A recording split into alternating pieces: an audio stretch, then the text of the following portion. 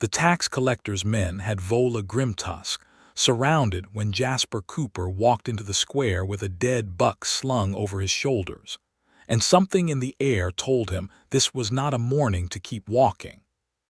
There were 4 of them, wearing the ash-gray tabards of Reeve Draymond Ash's company, and they had formed a loose ring around a woman who stood a full head taller than any of them. Her arms crossed over a chest wrapped in dark, fitted leather armor that laced up the front and hugged her waist before flaring at the hips, worn soft and supple from years of use. Her tusks caught the pale morning light. Her green-gray skin was marked with old scars along one forearm, badges of a life that had not been gentle to her. She did not move. She did not speak. She simply looked at each of them in turn with eyes the color of river stone, and the silence coming off her was louder than any shout Jasper had ever heard. "The widow's levy is due, orc," the lead soldier said, close enough that his spittle nearly caught her chin. He was young, cocksure, the kind of man who mistook a badge for courage. "Reeve Ash says every household in Hollow's Bend pays for the company's protection. You've got no husband to pay it for you, so it falls to you. Coin, or we take the smithy." Vola said nothing. "Did you hear me? I said the smithy. Your dead husband's forge. We'll have the roof off it by nightfall if you don't, still nothing." Not a word, not a flinch, not even the tightening of her jaw that Jasper would come to know so well later.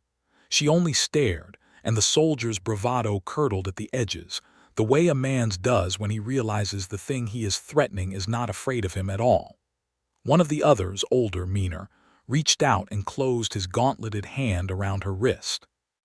That was when Jasper set the buck down in the dirt. He had not planned to say anything. He was a mountain man, a hunter and tracker who came down out of the high passes twice a month to trade meat and pelts for salt, nails, and the little comforts a man could not get from pine and granite. And he had learned long ago that the smartest thing a stranger could do in another man's town was keep his head down. But there was a difference between minding his business and watching a woman get manhandled in a market square in broad daylight, and Jasper Cooper had never been able to stomach the second one. "That's an ugly grip for a man collecting a tax," he said, loud enough to carry. 4 heads turned. The soldier who held her wrist did not let go, but his eyes narrowed on Jasper, taking in the leather and fur, the long hunting knife at his belt, the bow across his back. "This isn't your business, tracker." "Might not be," Jasper agreed, stepping closer, hands loose and open at his sides, no weapon drawn, because he had learned that too, a drawn blade in a crowded square only ever ended in blood, and rarely the right blood. "But I've hauled game through these hills long enough to know a fair trade from a robbery, and I know the sound of a bone about to snap when I hear a man grip a wrist like that. You want to break something, break the tax book. Leave the lady's arm where it is." The soldier's grip loosened, more from surprise than obedience. Vola's eyes flicked to Jasper for the first time, not with gratitude, not with relief, but with something sharper, assessment, as if she were deciding whether he had just made things better or considerably worse. "You do not know who you are speaking to," the soldier said. "I know exactly who I'm speaking to. Reeve's man, camped outside our gates with an army you call protection and we call a noose. I've seen the wagons you turn back on the mountain road. I've seen the grain you tax out of granaries that were already half empty. You want coin from a widow whose husband is already in the ground. That's not law. That's just cruelty wearing a badge." A murmur rippled through the gathering crowd, townsfolk who had stopped to watch, the way people always stop to watch a fire before they decide whether to run from it or help put it out. The soldier's face went red, then white, calculating the number of eyes on him. "Watch your mouth, tracker, or you'll answer for it same as she will." "I've got nothing to hide behind my mouth," Jasper said. "Seems to me the ones who need 4 men to shake down one woman are the ones with something to worry about." For a long moment nobody moved. Then the soldier released Vola's wrist entirely, shoving it away from himself as though it had burned him, and jabbed a finger at both of them. "The levy comes due by week's end. Coin, or the smithy burns. That goes for you too, Tracker, if you keep sticking your nose where the Reeves business is concerned. He spat near Jasper's boots and turned, and his 3 companions fell in behind him, and the 4 of them stalked off toward the gate where the rest of Ash's company was camped. Tents and banners spread across the frost-browned fields like a bruise on the land. The crowd began to disperse, murmuring, some throwing wary glances at Vola, a few at Jasper, none of them lingering. It was not a town. He had already noticed in his short time trading here that liked to be caught staring at trouble. Jasper bent, retrieved his buck, slung it back over his shoulder, and found that Vola Grimtusk had not moved at all. She was still watching him. "You did not need to do that," she said. Her voice was low, rough at the edges like stone dragged over stone, and it was the first time he had heard it, because in the handful of weeks he had been trading through Hollow's Bend, he had never once heard the orc widow speak. Townsfolk said she did not talk to anyone. Some said grief had taken her tongue when her husband died. Others said she simply thought humans were not worth the breath. Jasper had assumed both were probably a little true and a little wrong, the way most rumors were. "No," he admitted, "I didn't. They will remember your face now. I've got an easy face to forget. Big nose, bad teeth, nothing worth remembering." That did not earn a smile, but something in her stone-gray eyes shifted, a fraction of warmth breaking through granite. "You have all your teeth. Rare virtue in these hills. Keep it under your hat." She studied him another moment, head tilted slightly, tusks catching the light again, and Jasper had the strange sensation of being weighed on some internal scale he could not see the numbers of. Then, instead of thanking him, instead of dismissing him the way every account of her suggested she would, Vola Grimtusk asked him a question.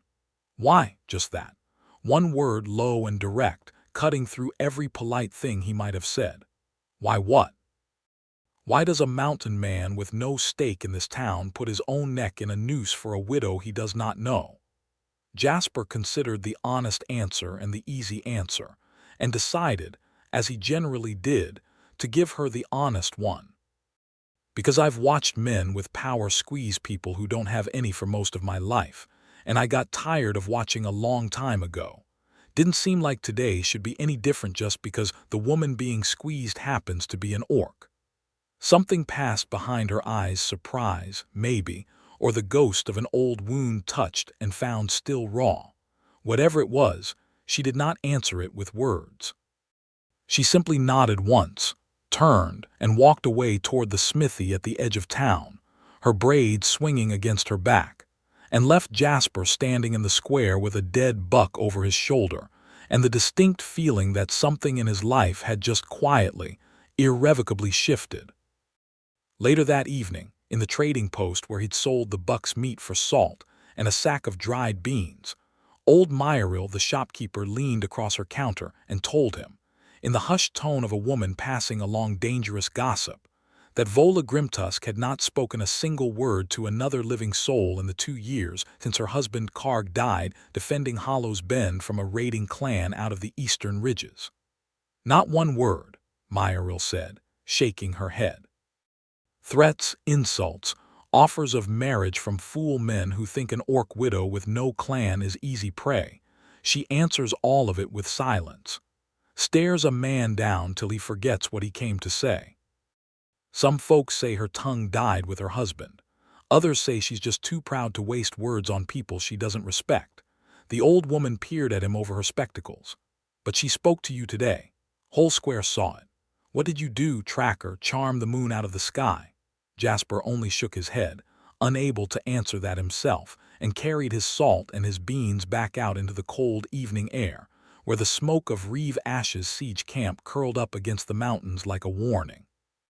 The town of Hollow's Bend sat in a bowl of a valley between 2 granite ridges, a walled market town that had once thrived on the trade road running north to south through the pass, back before the Reeve had decided that road, and every soul who depended on it, belonged to him. Draymond Ash had come 2 years past bearing a royal writ that named him tax collector for the region, a legitimate office once, back when it had meant modest levies and honest accounting. Somewhere along the way, legitimate authority had curdled into something else, A company of 200 armed men camped permanently outside the gates. Tolls doubled and doubled again. Wagons turned back or seized outright. Granaries inspected and left half empty. It was not quite a siege in the old sense.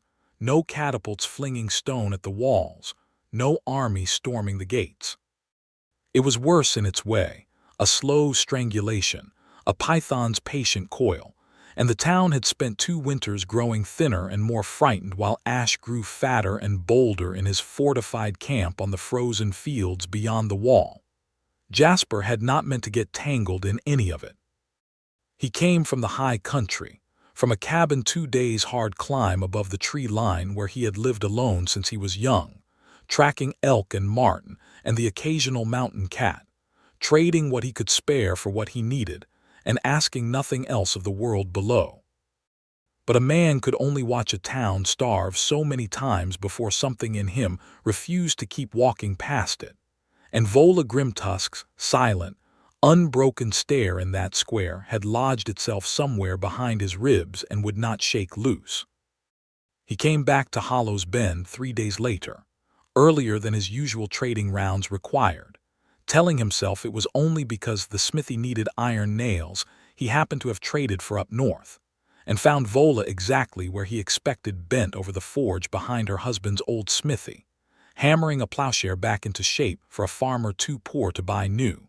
Her sleeves rolled to the elbow, sweat gleaming on skin the color of river moss under the orange glow of the coals.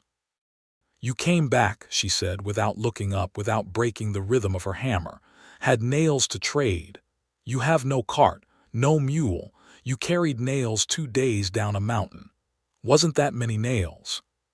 She set the hammer down then and looked at him with an expression he was starting to recognize, not quite amusement, not quite suspicion, something balanced carefully between the two, like a woman deciding whether a man was worth the trouble of liking. "You are a poor liar, Jasper Cooper." It was the first time she had used his name. He had not told her his name. He filed that away, that she had asked someone, that she had wanted to know it badly enough to ask, and felt something warm bloom in his chest despite the cold iron smell of the forge. "How'd you know my name?" "Myril tells anyone who stands still long enough." "She also tells anyone who stands still long enough that you have never once in 3 years of trading through this town asked a single person for a coin more than a fair price, and that you carried a lame mule 14 miles once rather than leave it to wolves." Vola wiped her hands on a leather apron and finally straightened to her full height, which put her eyes nearly level with his own, taller than most men he knew. "Myril believes this makes you trustworthy. I have learned to trust less easily than Myril." "Fair enough. What would it take to convince you?" "Time," she said simply. "And you standing where you stood in that square more than once when it is easier to walk away." He thought about that a long moment, the crackle of the coals filling the silence between them, and then he said, "I can do that." Something in her face eased just slightly, the tension in her jaw softening, and she picked her hammer back up, but not before she said, quiet enough that he almost missed it beneath the forge's roar, "Good." He stayed in town 3 more days that trip, longer than he'd meant to, telling himself each morning he would leave and finding some reason each evening to stay. A fence that needed mending at the edge of the smithy yard, a query about the mountain trails that only he could answer, the way Vola would appear at odd hours with a bowl of stew she claimed was only extra from her own pot, setting it down beside him without a word and sitting nearby while he ate, not speaking, simply present. In a way that felt less like charity and more like she had decided, in her own quiet way, that he was worth feeding. It was on the 3rd evening, sharing that stew on an overturned crate outside the smithy while the last light purpled the ridges, that he asked her about Karg. Vola was quiet for a long moment, turning her wooden spoon over in the bowl. "My clan came through these mountains 8 years ago. Raiding at first, that is the honest word for it, not the pretty one the histories will tell you later. Karg did not want war. He wanted a forge and a wife and a life that did not end in someone's grave before its time. He left the clan for this town, and I left the clan for him, and we built this smithy with our own hands." She set the spoon down. "2 years ago, when the raiders came down from the eastern ridges, not our old clan, a different one, hungrier and crueler Karg stood on this town's wall with men who had called him monster to his face a year before, and he died holding that wall so the town behind it would not burn. Some of them still call me monster, but none of them have torn down his grave marker, so I suppose that is progress, of a slow and ugly kind." "I'm sorry," Jasper said, and meant it with his whole chest. "You did not know him. Doesn't mean I can't be sorry a good man died holding a line for people who didn't deserve it." Vola looked at him then with an intensity that made his skin prickle, gray eyes catching the last of the light. "You say strange things for a man who has known me for days." "I say true things. Strange is just what true things sound like sometimes, coming from a stranger." She did not answer that, not with words, but she did not look away either, and the silence that stretched between them was not the silence she gave to threats. It was something else entirely, warmer, charged, humming faintly like a bowstring drawn but not yet loosed. Winter tightened its grip on Hollow's Bend, and with it, Reeve Ash's noose tightened as well. Word came that he had doubled the toll on the mountain road again, that any wagon caught trying to slip supplies past his checkpoints without paying would have its cargo seized, and its driver flogged in the square as example. The granaries, already thin from 2 years of levies, grew thinner still. Jasper watched children in the market with cheeks gone hollow and old men selling heirloom tools for half a sack of oats, and something cold and furious settled into his chest that had nothing to do with the mountain wind. He went to the town council, a handful of elders and the aging mayor, a tired man named Aldous Fenwick who had clearly given up hoping for rescue from anywhere but heaven, and offered the one thing he had that Reeve Ash's checkpoints could not touch: the old war trails through the high passes, trails too narrow and too dangerous for wagons or armed patrols, trails that Jasper had walked alone for a decade and knew better than any man alive. "I can bring meat and grain in on foot and by mule over the ridge past his checkpoints entirely," Jasper told the council. "Slow and small loads, but it's food that doesn't pass through his ledgers." "Those trails killed 3 of Ash's own scouts last winter trying to flank us," Fenwick said.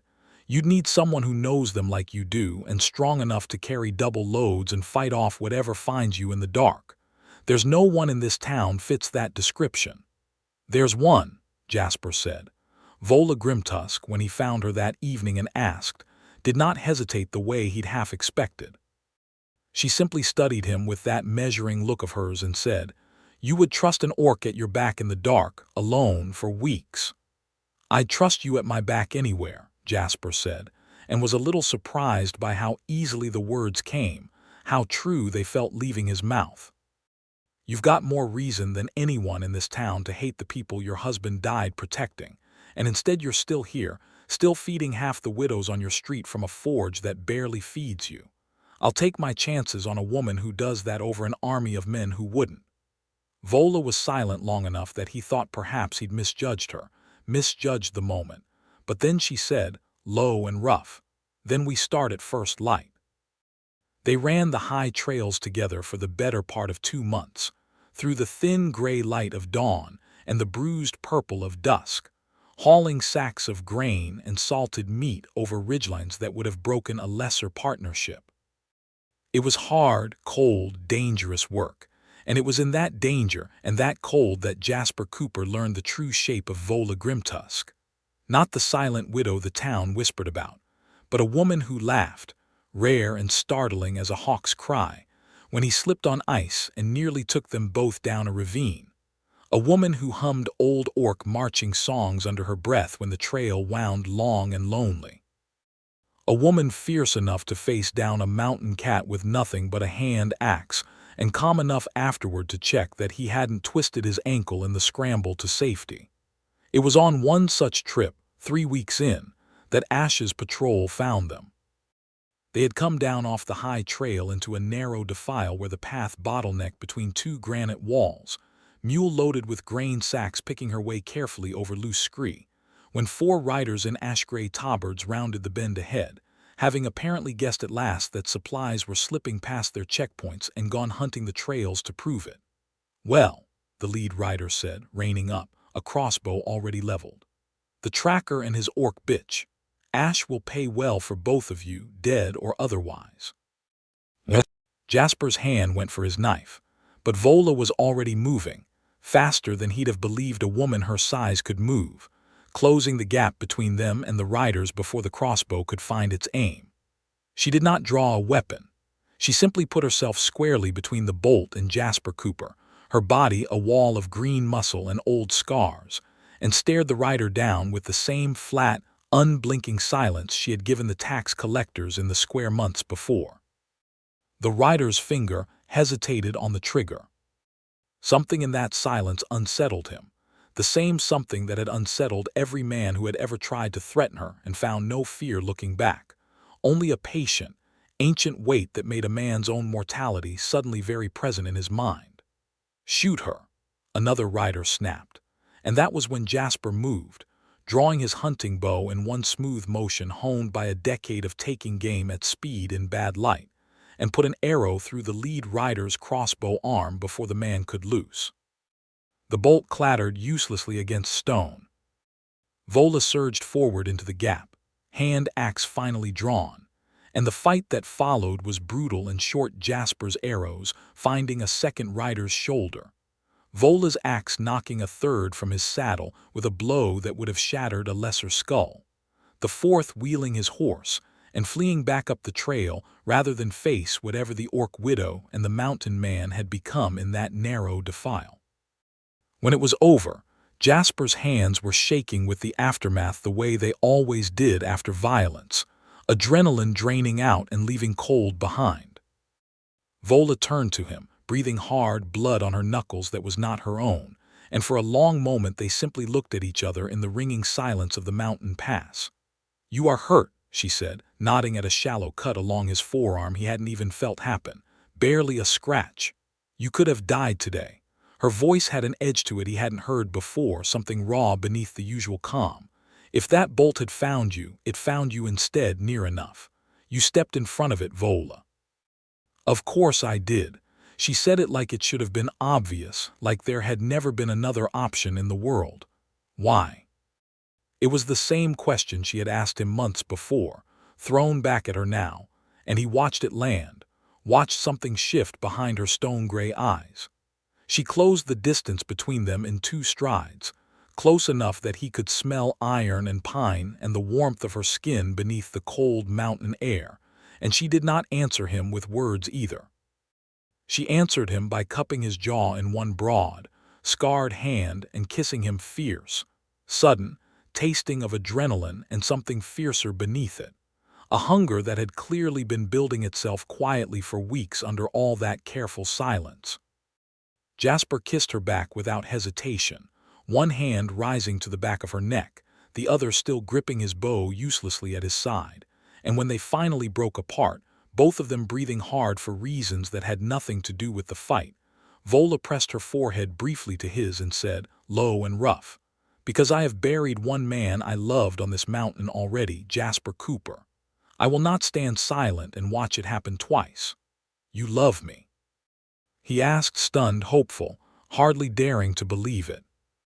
"I am an orc widow who has not spoken a single willing word to another soul in 2 years, she said, "and I have not stopped speaking to you since the day you stood between me and 4 cowards in a market square. Draw your own conclusions, tracker." They made camp that night in a shallow cave off the main trail, mule tethered and grain sacks stacked safe from the weather. And it was there, by the low orange light of a small fire, that Vola told him of the ways of her people, of orc courtship customs older than any human kingdom's laws. That among her clan it was the woman who chose, who claimed, who offered a token of her intent, and waited to see if the one she wanted would yield to it or refuse it, and that refusal carried no shame for either party. But acceptance was a binding thing, sacred as any human vow spoken before a priest. She drew from beneath her leather bodice a slim cord of braided leather strung with a single curved tusk, small, pale, clearly old, clearly precious. "This was my mother's before it was mine," she said. "Among my clan, when a woman offers this to a man, she says without words, 'I have looked at every warrior, every hunter, every man who has ever stood before me, and I choose you above them all.' It does not ask him to be strong or rich or born of any particular blood. It only asks him to be brave enough to be chosen by a woman who fears nothing, and honest enough to choose her back." Jasper looked at the cord in her open palm, at the fierce vulnerability in her eyes, a woman who answered threats with silence and armies with an axe, laying something so soft and unguarded in front of him, and he did not hesitate. "I yield," he said, and the words came out rough with feeling. "Whatever that means in your clan's tongue, I yield to it gladly, Vola Grimtusk. I have been half in love with you since you asked me why, and I don't think I've stopped falling since."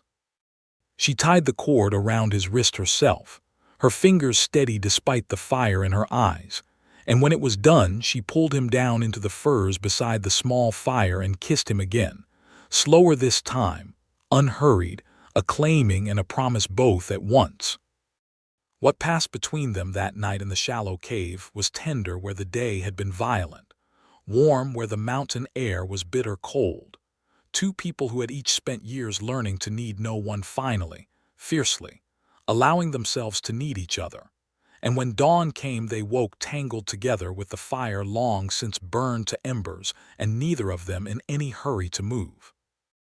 They returned to Hollow's Bend 3 days later than expected, both a little worn, both wearing the unmistakable look of two people who had crossed some threshold together.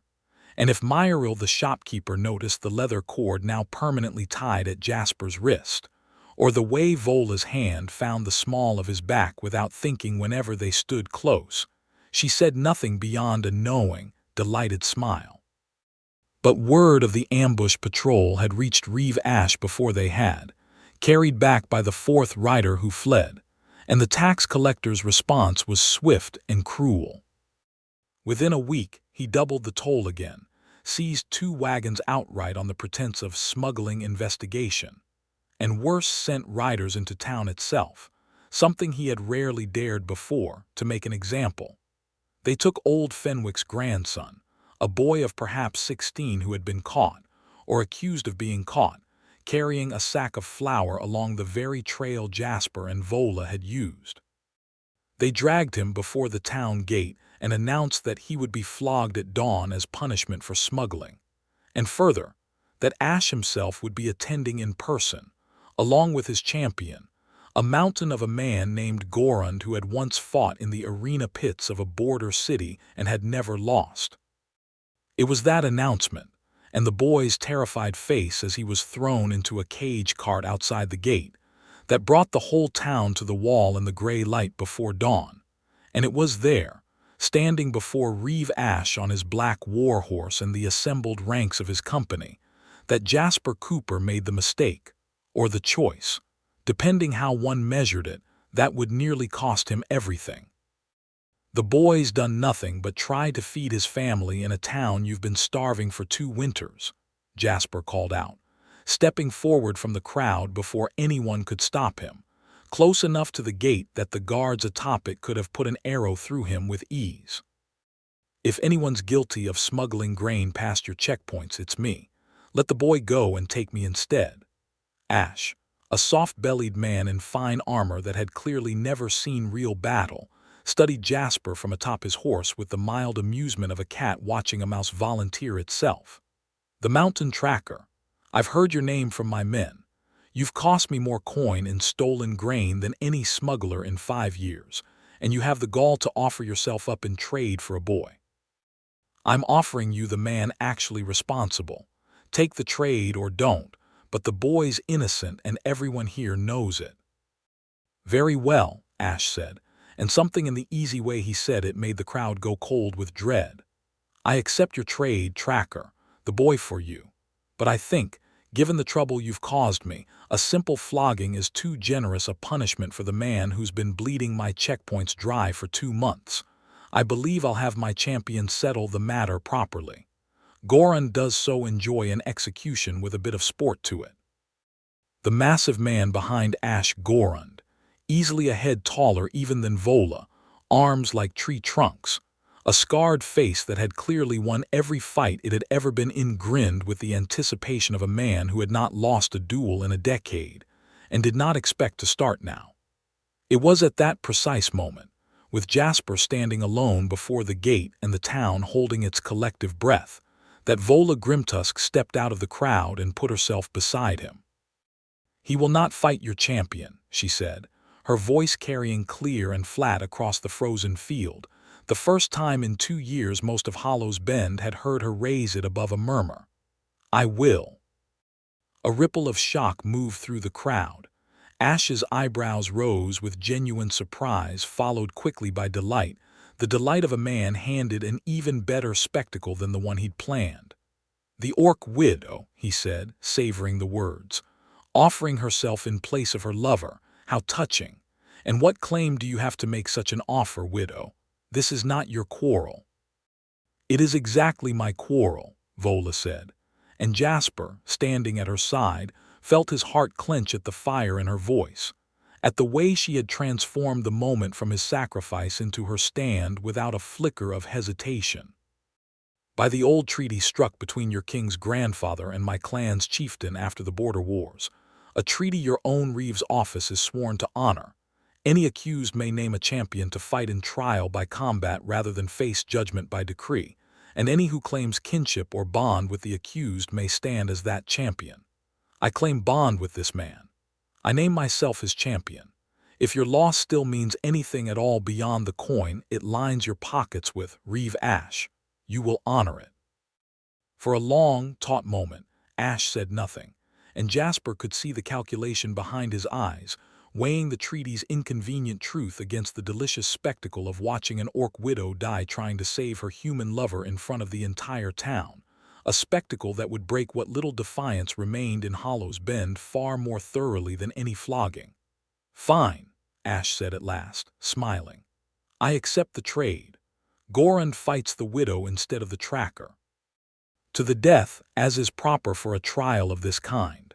And when she loses, and she will lose, the boy hangs anyway, and so does your tracker, for the crime of costing me 2 months of profit." "Oh," Vola said, and something in that single word carried enough weight that even Ash's smile faltered. "If I win, the boy goes free, my man goes free, and you lift the toll on the mountain road to what the treaty allows, no more. That is the wager, or there is no fight at all, and you can explain to your king's tax auditors why you refused a lawful trial by combat out of cowardice." Ash's jaw tightened at that last word, and after a long, ugly pause, he nodded once. "Agreed. Gorand, clear the field."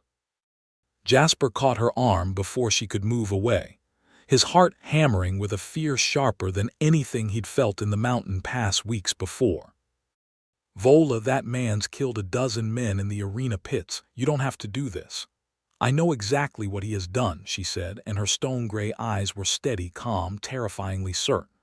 "I also know what I have done and what I will do again. Trust me, Jasper Cooper, the way I have trusted you on every trail we have walked together.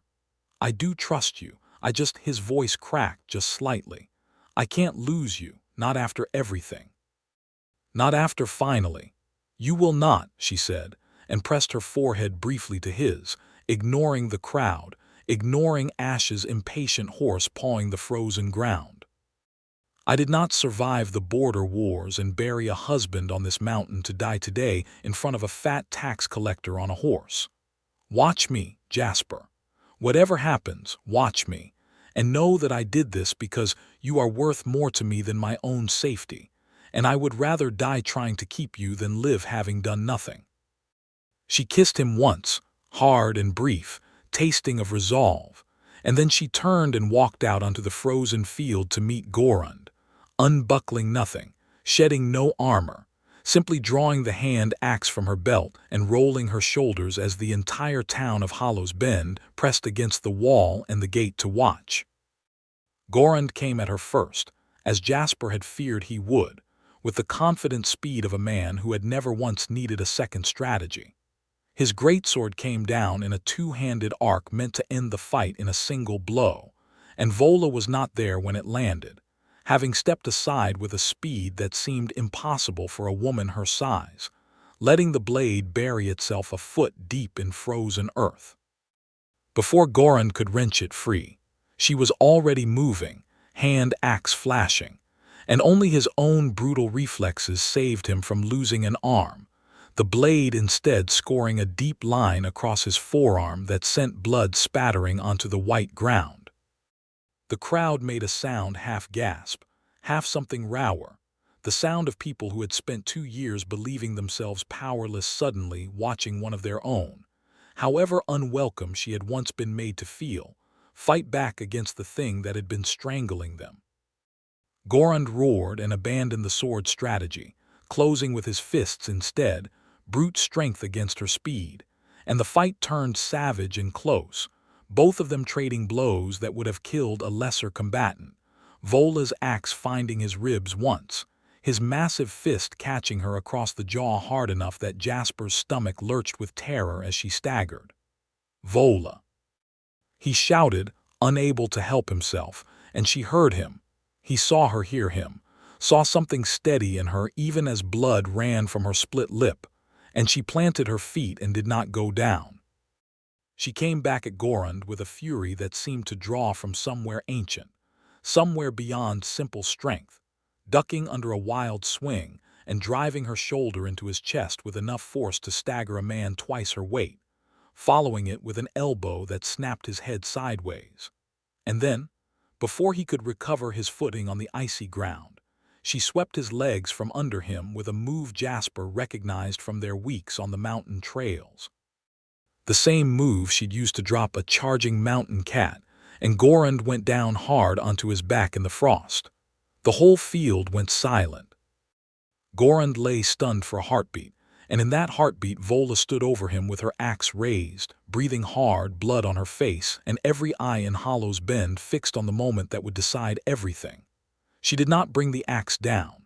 "Yield," she said instead, her voice carrying flat and clear across the frozen field, "and I will let you keep your life, though I owe you nothing of the kind.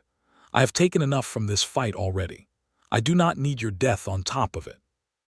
Goran, dazed, stared up at her, and something in his scarred, brutal face shifted, not gratitude exactly, but a grudging, stunned respect for a mercy he clearly had not expected and had certainly never offered anyone himself. "I yield," he rasped. Vola straightened, lowered her axe, and turned to face Reeve Ash atop his horse, and Jasper saw the tax collector's face contort with fury and disbelief in equal measure, a man who had never once imagined losing this particular wager and had no plan whatsoever for what came after. "The trial is decided," Vola said.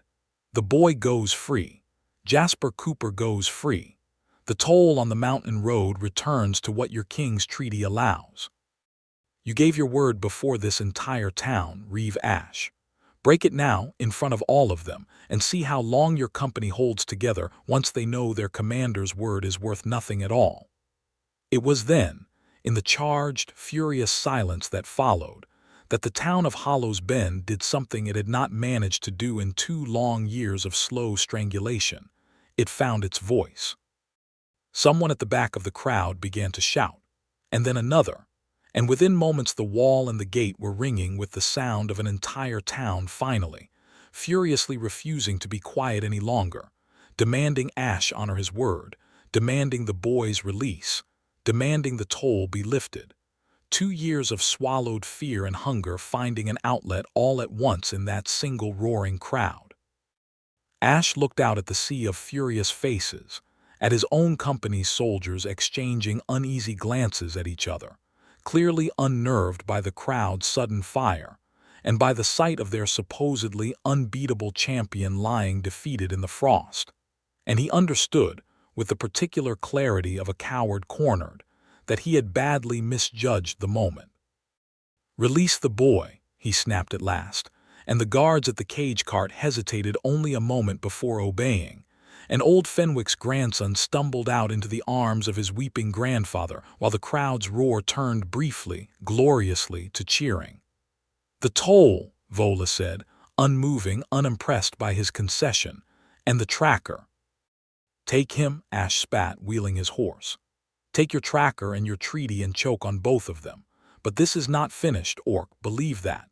It is finished enough for today, Vola said, and stood in the frozen field, blood on her face, axe still in hand, and watched him retreat toward his camp with his company falling in uneasily behind him, several of them glancing back at her with expressions that were no longer simple contempt, but something closer to wary, unwilling respect. Jasper was through the gate and across the field before the crowd had finished parting for him, catching Vola as her knees finally buckled with the accumulated toll of the fight. Lowering her gently to sit on an overturned crate someone had dragged out, checking her jaw with trembling hands, checking the cut above her eye, the bruising already darkening along her ribs where Goran's fist had landed. "You beautiful, terrifying, impossible woman," he breathed, pressing his forehead to hers the way she had done to him before the fight, his voice thick with emotion he made no effort to hide. "Don't you ever do that to me again." "I make no promises," Vola said, and despite the split lip, despite the blood, she was smiling, a real smile, wide and fierce, and utterly without the careful guard she usually kept over herself. "I told you I would not stand silent and watch you die twice on this mountain. I meant it." Around them, the crowd of Hollow's Bend people who had, for 2 years, kept a careful, wary distance from the Orc widow at the edge of town, who had murmured about her silence and crossed the street rather than meet her eyes, who had let old prejudice and older grief curdle into something they'd never quite examined, began, slowly and then not so slowly, to close in around her instead, offering hands, offering cloths for her wounds, offering the kind of open gratitude that had been locked behind 2 years of fear. Old Fenwick himself, tears still wet on his weathered face from his grandson's rescue, knelt stiffly beside the crate and took Vola's scarred hand in both of his own. "I have wronged you with my silence these 2 years, Vola Grimtusk, same as this whole town has. Your husband died on our wall so we could keep breathing, and we repaid it by looking away from his widow every time she walked past. I am sorry. I do not know if sorry is worth anything after 2 years, but it is what I have to give." Vola looked at him for a long moment, and Jasper watched old grief and old anger war briefly behind her eyes before something gentler won out. "It is worth something," she said quietly. "Start by teaching that grandson of yours to grow the flower instead of smuggle it, and we will call the debt paid." The old man laughed, wet and relieved, and the crowd around them laughed too, and something in Hollow's Bend that had been frozen for 2 long winters finally, visibly, began to thaw. But Ash's threat had not been empty bluster, and Jasper knew it even as he helped Vola back through the gate and into town to tend her wounds properly. A man like the Reeve did not simply accept public humiliation and slink away for good. He retreated to lick his wounds and plan something crueler, and sure enough, within 3 days, word came from a farmer who traded eggs at the checkpoint that Ash had sent a rider south to the capital, requesting reinforcements and, more troubling still, a formal ruling from the Crown's magistrate declaring the old treaty null on some technicality, so that no future trial by combat could ever again be invoked against him. "If that ruling comes back in his favor," Fenwick said grimly, at an emergency council meeting Jasper and Vola were both, for the first time, invited to attend as more than curious bystanders, "he'll have every legal cover he needs to do whatever he likes to this town, treaty or no treaty, and there'll be no lawful way left to stop him." "Then we do not wait for the ruling," Vola said.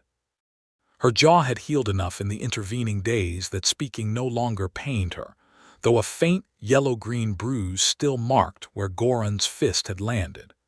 "We have won one battle by making his own men doubt him in front of the whole town. If we can make the rest of his company doubt him before that ruling arrives, we will not need a treaty at all.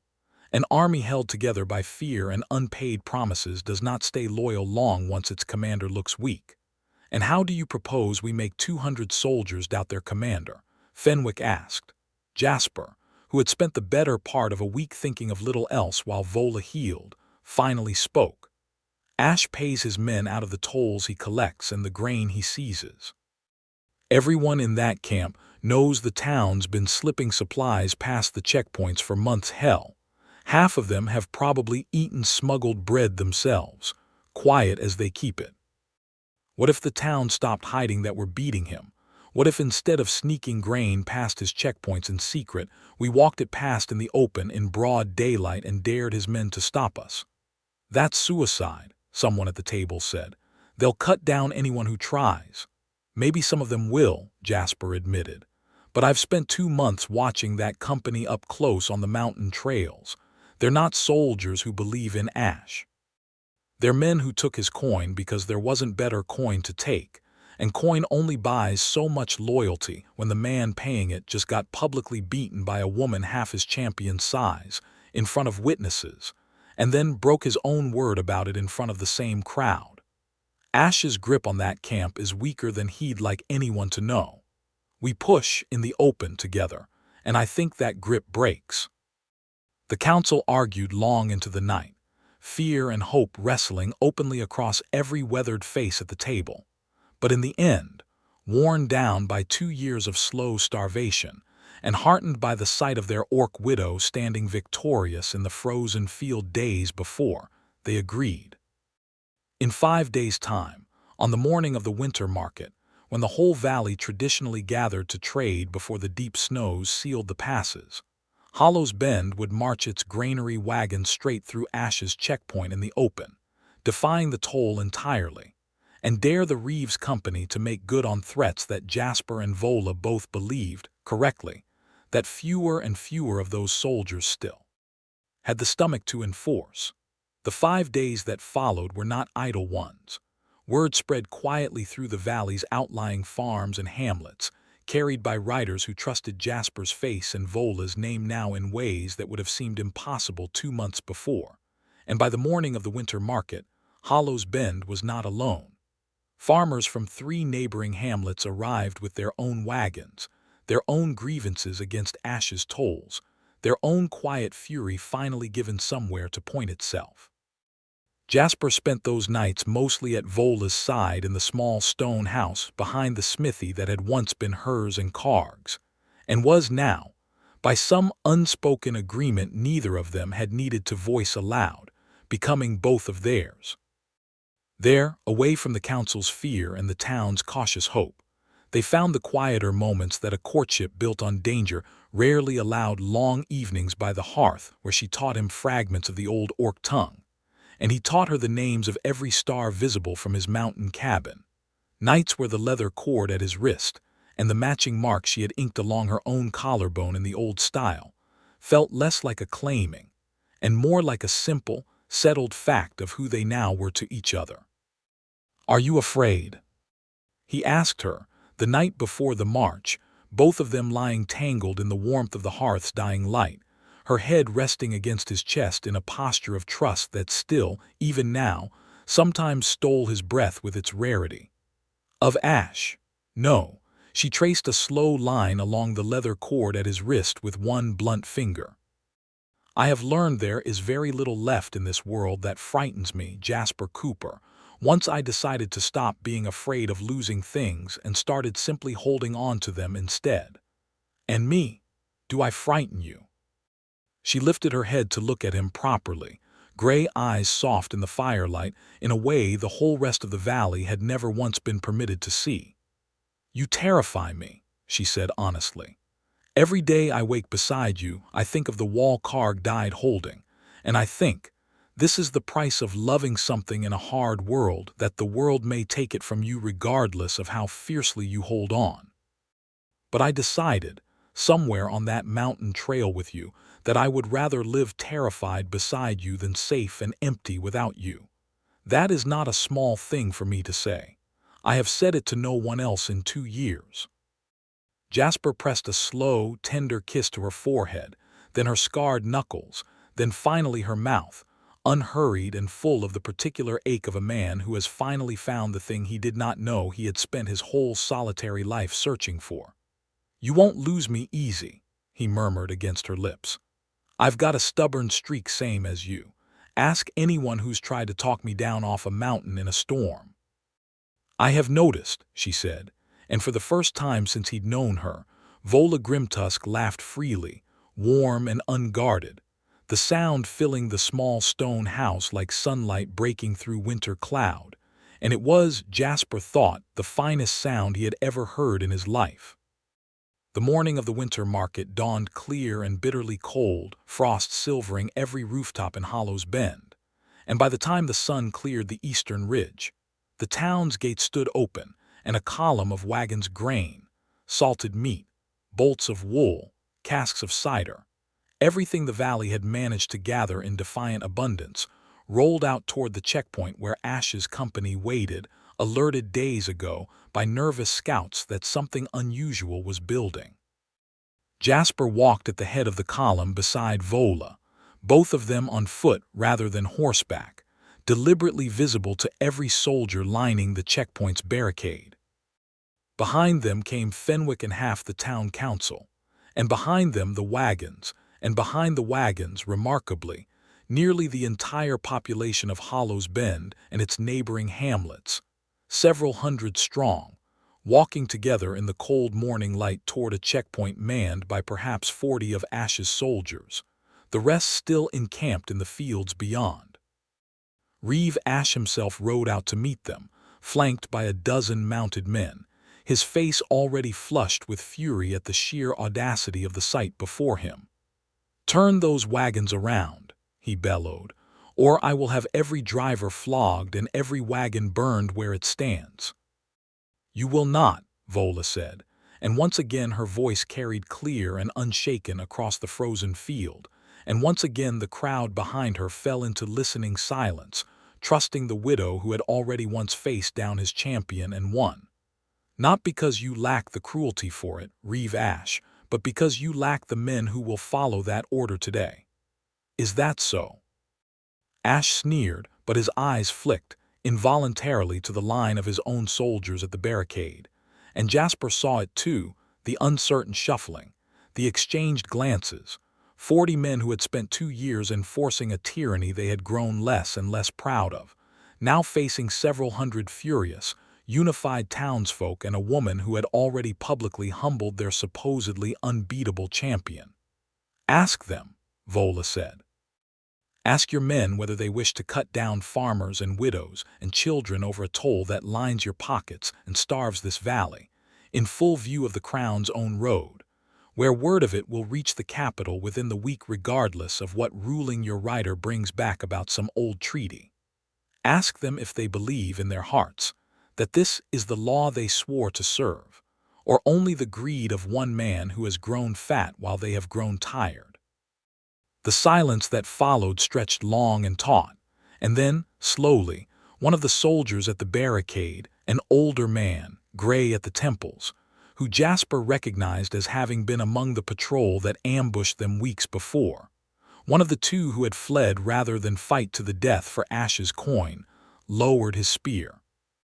"I did not sign on to starve children," the man said, loud enough for those nearby to hear. And then, to the astonishment of everyone watching, he stepped back from the barricade, out of the line entirely, and simply walked away toward the camp, leaving a gap in the formation. It was a small thing, a single man stepping aside, but it broke something in the moment that could not be repaired. A second soldier followed, then a third, the barricade line crumbling not through violence but through simple, quiet refusal, 40 men realizing all at once that their collective silence had been the only thing propping up Ash's authority, and that silence, once broken, could not easily be mended. "Stand your ground, cowards!" Ash roared, wheeling his horse toward his own dissolving line, but it was too late. The barricade had opened. The wagons were already rolling through the gap, and the crowd behind them surged forward not with violence but with sheer, unstoppable momentum. Hundreds of people simply walking past a checkpoint that no longer had the will to stop them. Ash, seeing his authority collapse in real time before the eyes of the entire valley, made one final, desperate move, wheeling his horse toward Vola with his sword drawn, fury overriding whatever caution remained in him. But Jasper had been watching for exactly that, and he stepped between them without hesitation, catching the horse's bridle and hauling it hard sideways, throwing Ash's aim wide. And in the same motion Vola's hand axe came up and knocked the sword from the Reeve's grip entirely, sending it spinning into the frost. Disarmed, unhorsed a moment later by his own stumbling mount, Reeve Ash found himself on his back in the frozen mud of the very checkpoint he had used to bleed a valley dry for 2 years, surrounded by the people he had wronged, and the soldiers who had just abandoned him, and no amount of fury or threat left in his throat could change what had already, irrevocably happened. "Bind him," Fenwick said, stepping forward at last, an old man's voice suddenly carrying the weight of restored authority. "We will send him to the capital ourselves, along with a full accounting of 2 years of illegal tolls and seized grain, and let the Crown's own magistrates decide what a man does who breaks a royal treaty and starves a loyal valley for his own greed. I imagine the reception waiting for him there will be considerably less forgiving than the one he gave this town." The soldiers who had abandoned the barricade did not resist the binding of their former commander. Several, in fact, helped with it, eager now to demonstrate whatever loyalty to the Crown's actual law might spare them from being lumped in with Ash's crimes. Within the hour, the man who had strangled Hollow's Bend for 2 long winters was trussed and thrown into the very cage cart that had once held old Fenwick's grandson, and the wagons rolled on through the open checkpoint into the winter market beyond, greeted by cheering from every hamlet in the valley. The trade rode open and unguarded and free for the first time in years. It was there in the open winter market, with snow beginning to drift down in fat lazy flakes, and the whole valley gathered in celebration around cookfires and trading stalls, that Jasper Cooper turned to Vola Grimtusk in full view of everyone. The townsfolk who had once crossed the street to avoid her, the farmers who had marched beside her that very morning, the soldiers who had once served the man now bound in a cage cart, and asked her at last the only question that still remained unanswered between them.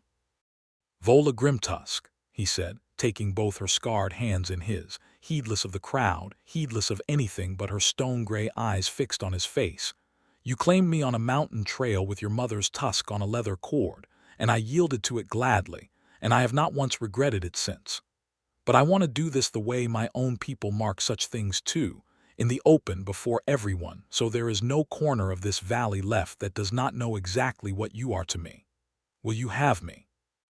Not as a secret kept behind a smithy's walls, not as a quiet arrangement no one speaks of, but openly, fully, for as long as we both draw breath."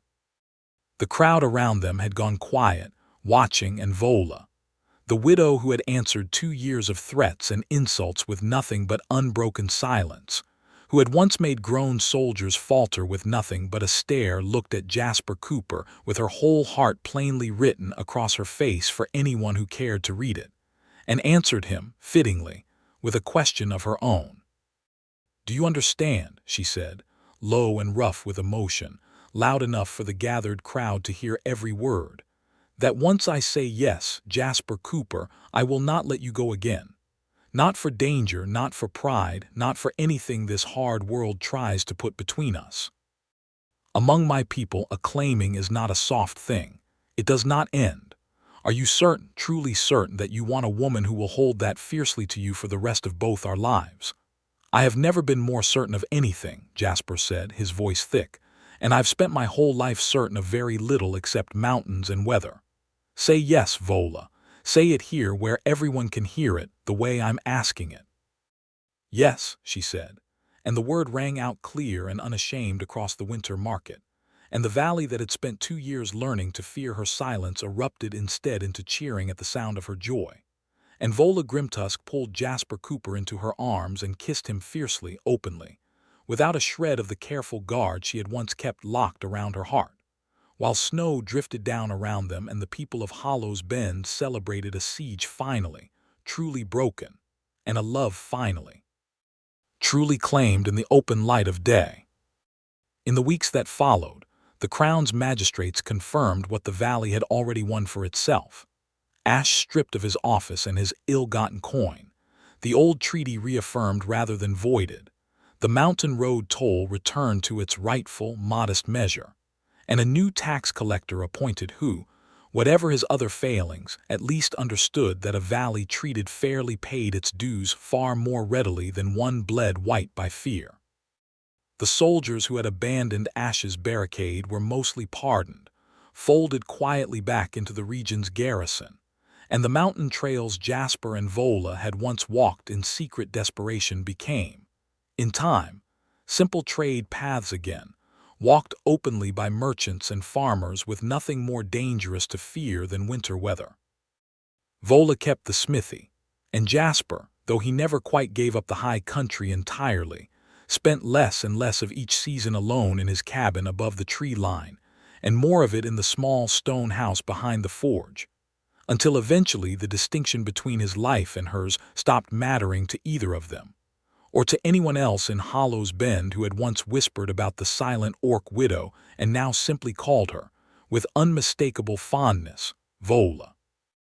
On a clear evening near the first thaw of spring, the two of them sat together outside the smithy watching the sun set gold and rose over the mountains that had first brought them together, Jasper's arm around her shoulders, her head resting against him in the easy, settled way of two people who no longer needed words to fill every silence between them, because the silences they shared now held no threat in them at all, only peace and warmth and the quiet, unshakable certainty of two hearts that had found, against every hard edge the world had thrown at them, exactly where they were meant to be.